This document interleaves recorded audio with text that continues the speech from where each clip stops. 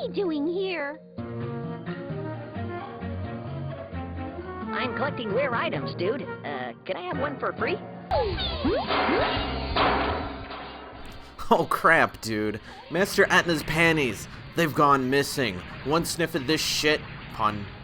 Yeah, that pun was intended. Could send the entire netherworld into doom and gloom.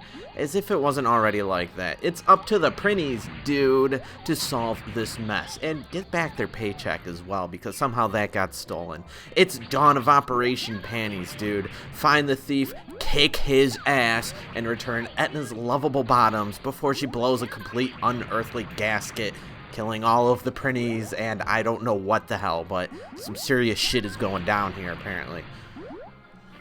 Prinny 2 takes it back old school once again, and I loved the hell out of this game. I'm just going to say that loud and clear right here. Prinny's typically weak as hell characters, kind of, in the video games, in the Disgaea series in particular, although they do often have a stage where they're a major pain in the ass. These guys are demonic penguins, the bottom-feeding trash of the netherworld, and they're basically the slaves of whoever owns them.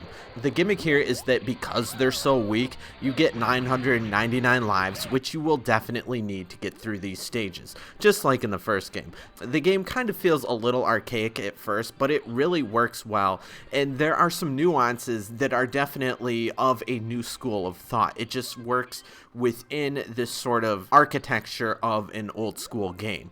Once you learn it inside and out, it will be a sweet experience. You might be a little shocked though in how your character always carries the same momentum when, say, he jumps. When you do a single jump forward, you will always do the exact same distance forward.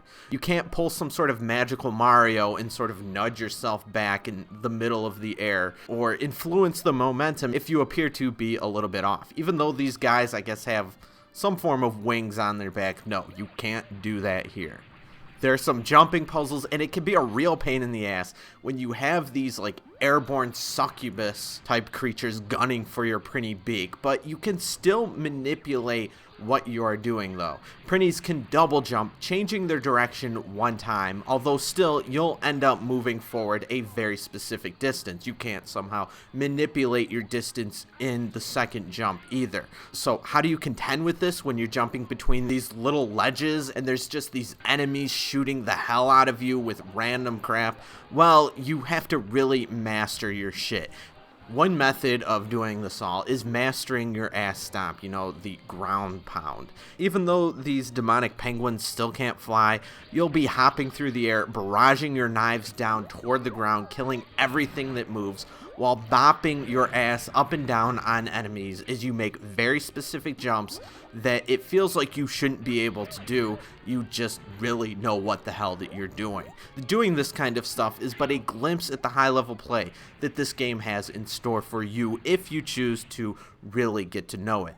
Although the increase in difficulty is just right because the beginning isn't too stressful and the save points are just the right distance throughout the entire game to make each one feel like a dramatic achievement while not making the game too exasperating, having you go through like 20 minutes of gameplay or something just to get to the next save point. No, it's nothing like that. You are basically, if you are playing the game properly, only a couple minutes between the save points, but you really have to know what you're doing to get between those couple of save points. Then when you decide to replay this game, that's when you can start to set your own limitations to really have some fun in trying to master this game.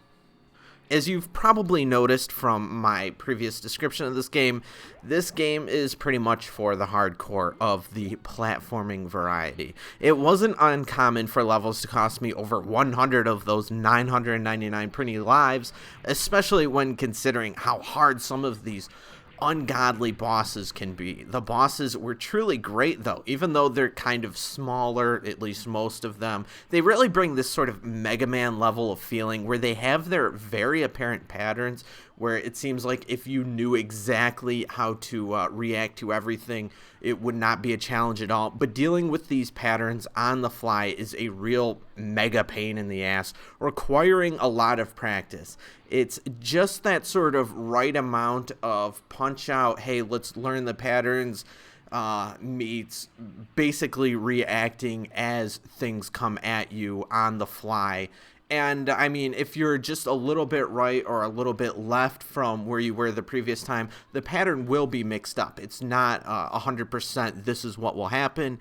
It's just the enemy will generally do this when you are here, and if the enemy has already done these things. It is noticeable, but to really manipulate the enemy, it can be very difficult. Although, one thing I did like in this game, though, is that when there are these hard as hell bosses, you'll realize that, okay, I'm going to start this out basically like some sort of RTS build order.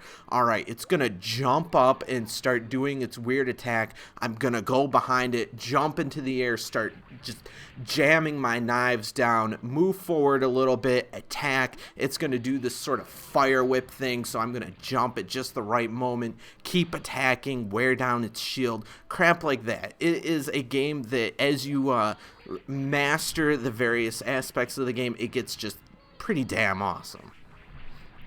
Another thing I liked about Prinny 2 is that while the actual mileage that you need to traverse in this game is rather short, assuming that you can play this thing flawlessly, which will take a lot of time, so you probably won't be able to for quite a while, you can play these stages in any order. Now, typically that is sort of like, oh, this game is non-linear, and it really doesn't matter that much. Kind of like a Mega Man game. Most of the Mega Man games, it doesn't really matter if you start with Airman or Metal Man. Who cares? I mean, yes, you get their attacks on the various levels, but it doesn't really change the levels. Not in here, though. Depending on whether or not you play a particular stage towards the beginning of the game or towards the end of the game can basically be the difference between night and day, or even more severe than that. Because I first started this game playing from linear left to right, picking the levels left to right as I saw them, and then I decided to replay this game picking right to left. It was completely different. Like, there's a few different like sort of jumping puzzles that are kind of the same, but the enemies totally different. The number of platforms that you can jump around and on, totally different. There are going to be new walls to contend with, stuff like that. It is basically two different games that are in here, and the bosses are heavily different as well, either just being completely different, being more bosses at the same time, major pain in the ass, or they just have a completely different move set that you're going to have to master, so it basically is a different boss. A lot of like cool little things like this really make this game a lot of fun if you are of the right audience. So, of course, with a game like this, there's a lot of frustration. There are times where I spent over an hour on a single particular part, especially towards the end. These bosses get, oh my god, they get so hard. But it is very rewarding, and it is a very fun game. And even if you can't beat this, especially if you can't beat it on the normal difficulty, well, if you can take the game making fun of you, you can put it on easy, and it will make things a little bit better. I mean, getting 2 hits is like a saving grace because 1 would be terrible, and I can only imagine that having 3 hits and then getting taken out would be a major burden lifted off my shoulders, although I could not bring myself to put the game on easy. I rarely can bring myself to put a game on the easiest difficulty. But I mean, different squids for different kids. This game is kick-ass. I recommend it to everyone who loves these type of games. But if this is not your type of game, I would give it a pass. Prinny 2 Dawn of Operation Panties, dude, for the PSP receives an 8 out of 10.